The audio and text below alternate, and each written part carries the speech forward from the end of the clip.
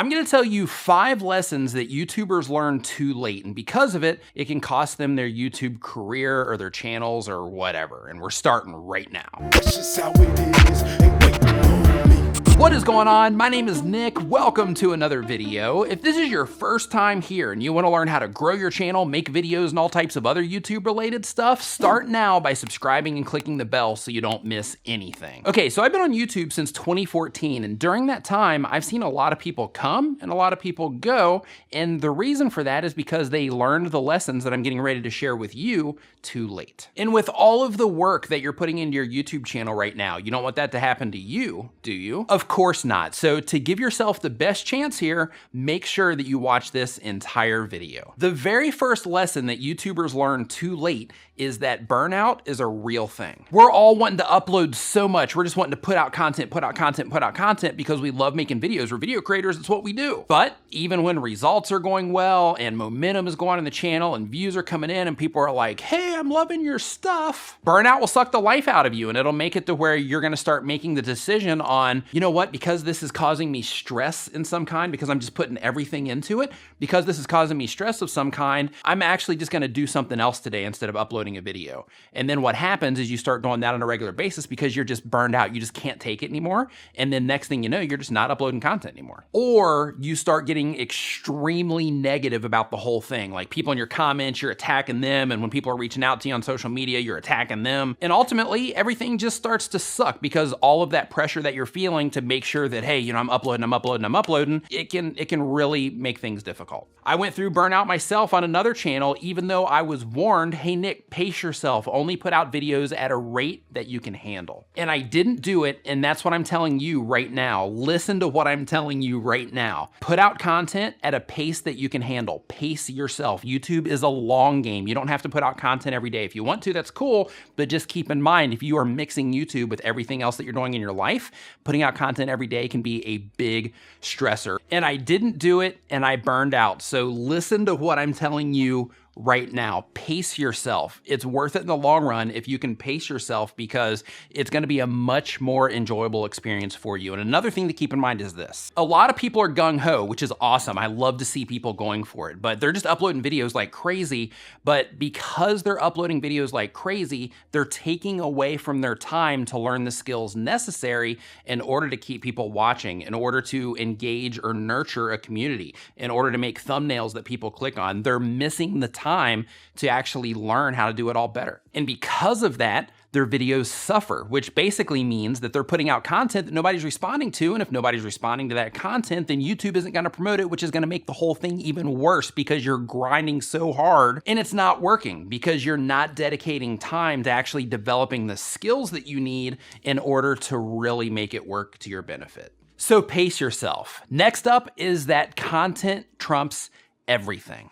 So I have people that'll hit me up and they'll be like, hey, Nick, this channel over here, they're not doing any of the SEO stuff that you talk about, but they're still getting tons of views. What's going on? First, you don't have to do SEO on YouTube, but if you do, you're giving yourself the opportunity to tap into an additional traffic source, which is the smart thing to do. But the reason that those channels do well is because people are responding to their content. Even though they're not doing all the best practice stuff, people still dig the content. And at the end of the day, that's what it comes down to. And look, just because I might not like someone's content, or I might not understand why somebody else would like somebody's content, doesn't mean that they're in those places because people don't like their content. It means that the algorithm is promoting them more to people because people are responding to their content.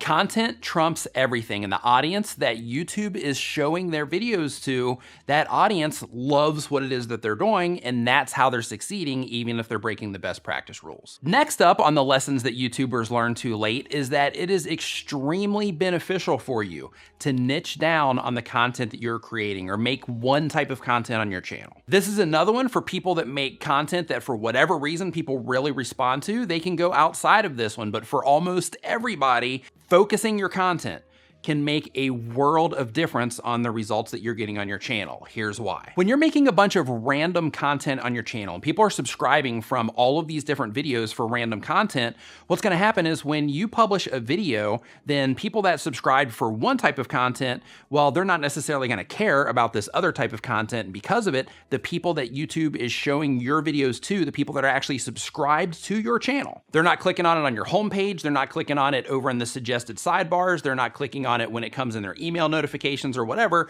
They are not responding to that content, which tells YouTube, hey, this isn't that good of content. And because of that, the content gets buried and the creators think, why isn't this working for me? I put in all of this effort, I put in all of this time, but no matter what I do, it's just not working for me. The reason for that is because it's important for you to focus in, because it can make the difference on you getting results here on YouTube or not. The next lesson that a lot of content creators make when they're on YouTube is they don't plan for the future. They either want to go full time or they want new gear or equipment or something like that, but they're putting out all of this money into YouTube in order to try to make everything as good as possible, but they're not getting anything back in terms of anything to compensate for the money that they're putting out. Because of that, depending on, the type of income that they have off of YouTube, if a camera breaks, they might not be able to replace it. If a computer breaks where they edit their stuff, they might not be able to replace that either. So it's important to make sure that you find a way to monetize your content, even if it's a few bucks coming in here and there, and you save that money for a rainy day. Hey, when my camera goes down, this is the stuff that I'm gonna use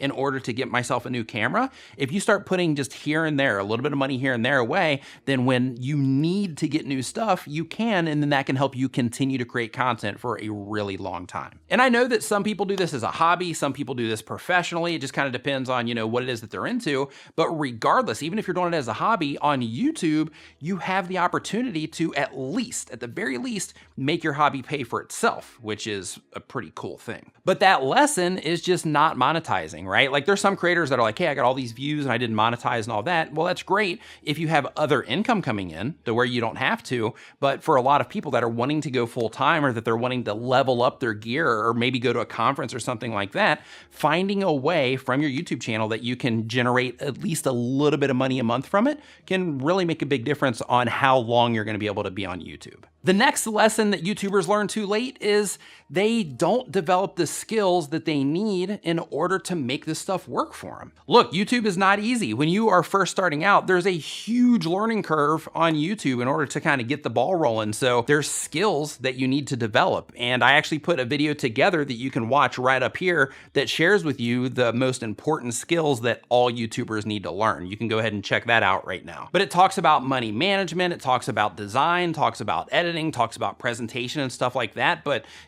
not learning these skills is a big lesson learned for a lot of YouTubers because they just upload videos and they expect things to work, but it just doesn't work that way. And if you've been on YouTube for any amount of time and you have a lesson that you would like to share, let us know down in the comments for anybody else that might watch this video. And to learn more about growing your channel, making videos, and all types of other YouTube related stuff, start now by hitting the round subscribe icon so you don't miss anything. Thank you so much for watching. I'll see you next time.